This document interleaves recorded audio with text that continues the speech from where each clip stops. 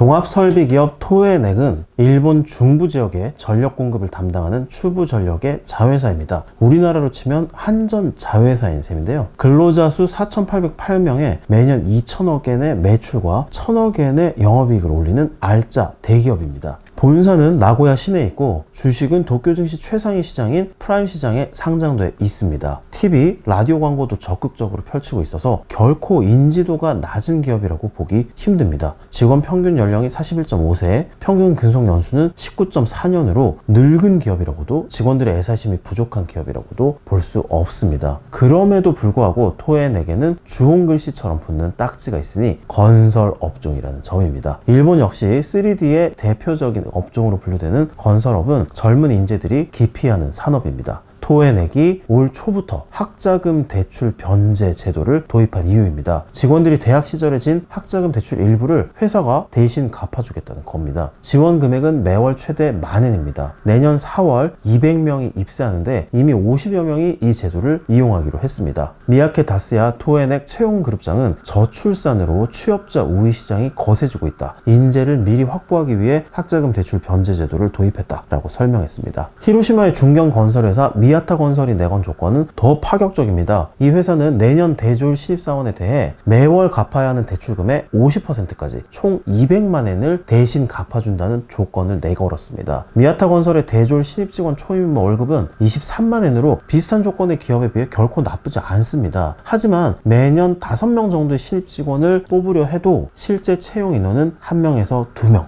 빚을 대신 갚아준다는 파격적인 조건을 내걸게 된 배경입니다. 미야타 건설 관계자는 이 제도를 통해 우리 회사가 조금이라도 구직자들 사이에서 관심을 받게 됐으면 좋겠다라고 말했습니다. 오이타현의 건설회사 헤이와 건설도 올 봄 대졸 신입사원을 대상으로 총 상환액의 50%까지 최대 250만 엔을 대신 갚아주고 있습니다. 이 회사가 제도를 도입한 이유 역시 대졸 구직자들이 우리 회사를 바라만 봐주신다면입니다. 직원 학자금 변제는 보통 일본 학생지원기구 자소의 장학금 상환 지원 제도, 우리말로 하면은 학자금 변제 제도인데요. 이 제도를 이용합니다. 기업이 자소에 직원이 갚아야 할 금액을 송금을 하면 자소가 직원 대신 대출금을 갚아주는 방식입니다. 2021년 4월 이 제도를 시작할 때만 해도 65곳이었던 이용 기업이 2023년 7월 말 현재 972곳으로 늘었습니다. 이용자 수도 2021년 813명에서 2022년 1708명, 올해 7월 말은 2057명으로 증가해 예상을 웃돌고 있습니다. 기업들이 학자금 대출을 대신 갚아주면서까지 신입사원을 서로 모실 정도로 심각한 인력난,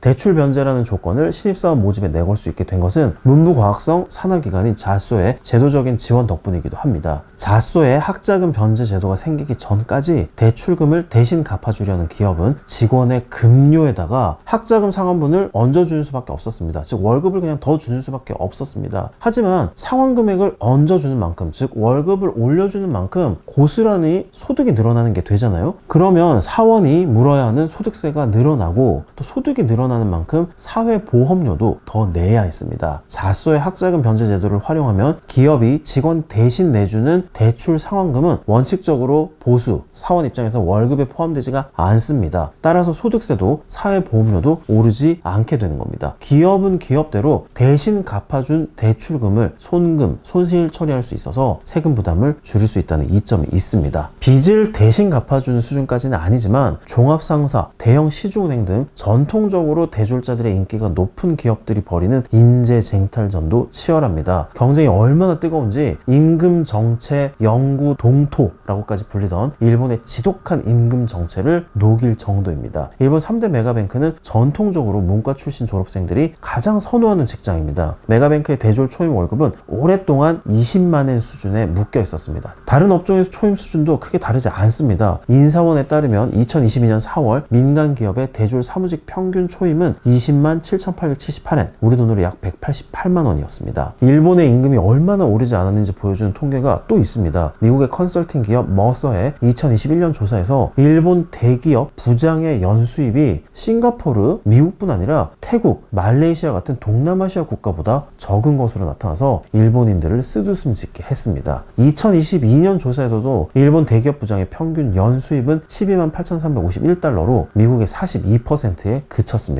입사 3년차 사원의 연수입 역시 미국의 47%에 그쳤습니다. 중국에 비해서는 입사 7년차가 되면 중국의 급여가 역전되고요. 부장급은 중국의 50% 수준에 그치는 것으로 나타났습니다. 인력난이 극심해지면서 올 들어 만년 정체 상태이던 일본의 임금 수준이 급변하고 있습니다. 메가뱅크 2위 미쓰이 스미토모 은행은 2023년 입행 대졸자들의 초임을 25만 5천엔으로 5만엔 24% 올렸습니다. 미쓰이 스미토모 은행이 임금을 올린 건 16년 만입니다. 이 은행 관계자는 임금을 인상한 이유에 대해서 학생의 가치관이 다양해진 데다 인재 유동성이 높아지고 있기 때문이라고 설명했습니다. 쉽게 말해서 급여를 올리지 않으면 신입 회원들을 뽑기 힘들어졌기 때문에 올렸다라는 뜻이죠. 미쓰이 스미토모가 움직이면서 나머지 메가뱅크들도 손을 놓고 있어서는 신입 회원을 뺏길 처지가 됐습니다. 1위 미쓰비시 UFJ가 즉각 5만엔을 인상했고요. 3위 미즈호는 내년 신입 회원의 초임을 5만 5천엔 더 올리기로 했습니다. 메가뱅크 관계자는 고액의 보수를 제시하는 종합 상사와 컨설팅 회사에 밀리지 않는 수준이어야 채용 경쟁에서 뒤지지 않는다라고 설명했습니다. 20여 년 만에 월급을 대폭 올렸지만 우수한 인재들이 메가뱅크로 몰릴 것이라고 기대하기는 어렵습니다. 메가뱅크의 라이벌 종합상사도 가만히 있지 않았기 때문입니다. 일본 최대 종합상사인 미쓰비시 상사는 올해 4월 입사한 대졸 신입 직원의 초임을 30만 5천엔으로 1년 전보다 5만엔 올렸습니다. 나머지 종합상사들도 인재 쟁탈전에서 밀리지 않기 위해서 임금 인상 도미노를 벌였습니다. 우수한 신입 직원을 뽑으려 급여를 올렸는데 모두가 급여를 올리면서 인상 효과가 사실상 사라진 셈입니다. 당장 종합상사보다 또다시 월급이 5만엔가량 뒤지게 된 메가뱅크 등 금융업계는 인건비 부담이 늘어나는 것을 감수하고라도 임금을 추가로 올릴지 고민을 하고 있습니다. 선망받는 직장인 종합상사와 메가뱅크조차 신입사원 임금 인상 경쟁을 벌이는 이유는 이제 두말하면 입 아프죠. 인력난이 그만큼 심각하기 때문입니다. 리크루트 웍스 연구소에 따르면 2024년 3월 졸업 예정자의 구인 배율은 1.71배로 2023년 지난해 졸업자의 1.58배보다 0.13포인트 상승했습니다. 코로나 이전 수준을 회복했습니다. 내년 대학 졸업자는 일자리 1.7개 가운데 하나를 골라갈 수 있다는 뜻입니다. 여기 일본 현지 교수님들의 얘기를 들어봐도요. 도쿄의 어지간한 대학을 졸업하는 학생들은 대기업 3-4군데를 동시에 합격해놓고 골라간다고 합니다. 신입직원의 임금이 이렇게 오르는데 기존 직원의 급여가 오르지 않을 리 없겠죠. 지금까지 춘계 임금 협상의 대상 밖이었던 관리직과 고령 근로자들에게까지 임금 인상의 도미노가 파급되고 있습니다. 전자부품 기업인 오키전기공업은 올해 4월 직급 정년 제도를 폐지했습니다. 지금까지는 56세까지 임원으로 승진하지 못한 관리직은 직급을 떼는 동시에 급여가 최대 15% 감소했습니다. 앞으로는 60세까지 직급을 유지할 수 있고 급여도 동일하게 지급하기로 했습니다. 60세가 넘더라도 관리직에 남을 수 있는 길도 열어두었습니다. 오키 관계자는 중도 채용 시장의 경쟁이 격렬해져서 젊은 사원 채용과 시니어 근로자 유지라는 이 두 가지 궤도를 병행해야 한다고 설명했습니다. 오기노 노보루 노동정책연구연수기구의 리서치 펠로는 인력난을 계기로 연구 동토 같았던 대졸 초임 인상과 관리직 및 시니어 직원의 처우 개선이 동시에 이루어지기 시작했다라고 분석했습니다. 이렇게까지 하는데도 자체 인력만으로 경영활동을 100% 달성하는데 한계를 느끼는 대기업이 속출하고 있습니다. 특히 전문 인력 부족이 심각해지면서 경영계획 수립, 인사제도 관리 같은 핵심 업무까지 외부 프리랜서에게 의존하는 일본 기업들이 늘고 있습니다. 니혼게이지 신문은 일본 기업들이 업무를 전문 프리랜서에게 의뢰한 건수가 지난해 총 11만 3천 건으로 2018년보다 4배 이상 늘었다고 보도했습니다. 컨설팅 회사 서큘레이션의 조사에 따르면 기업들이 전문 프리랜서에게 의뢰한 업무 내용은 채용, 교육이 27%로 가장 많았고 중기 경영계획, 조직전략 수립이 25%로 뒤를 이었습니다. 인사제도 설계, 노무는 21%로 3위였습니다. 겁니다. 기업을 운영하는 핵심 업무인 경영기획과 인사까지 외부인에게 맡기고 있는 겁니다. 일본 최대 인쇄 업체인 다이니폰 인쇄는 2021년부터 전문 프리랜서를 활용하고 있습니다. 현재도 5명의 프리랜서에게 해외 전략 이반 등을 의뢰하고 있습니다. 다이니폰 인쇄 관계자는 사내 인력의 지식만으로는 얻을 수 없는 기술 혁신을 창출할 수 있다라고 말을 합니다. 일본 3대 복사기 제조사인 코니카 미놀타도 신규 사업을 벌이는데 전문 프리랜서를 활용하고 있습니다. 정규직 핵심 인력이 도맡던 경영기획과 인사까지 외부 프리랜서가 맡기 시작한 건 전문적인 지식을 가진 인재가 부족하기 때문입니다. 니혼게이자의 신문은 대졸 신입 직원을 일괄 공채하는 일본의 채용 관행 때문에 전문적인 업무 능력을 가진 인재가 적다. 전직이나 이직도 활발하지 않아서 중도 채용을 통해서도 필요한 인재를 확보하기 어렵기 때문이라고 분석했습니다. 반면에 전문 프리랜서의 수는 점점 늘고 있습니다. 미라이웍스와 파솔 캐리어 등 5대 전문 인재 중개기업에 등록한 전문 프리랜서 수는 2018년 8만 7천 명에서 지난해 23만 명으로 3배 가까이 늘었습니다. 부업을 허용하는 기업이 늘어난 것도 전문 프리랜서의 수를 늘리는 요인으로 분석됩니다. 일본 최대 경제단체인 게이달렌에 따르면 근로자 수 5천 명 이상인 기업의 80%가 부업을 허용하고 있습니다. 우리나라랑은 상당히 다른 기업 문화라고 볼 수 있는데요. 프리랜서 중개업체인 랜서스에 따르면 2021년 일본의 프리랜서 숫자는 1577만 명으로 2015년보다 70% 증가했습니다.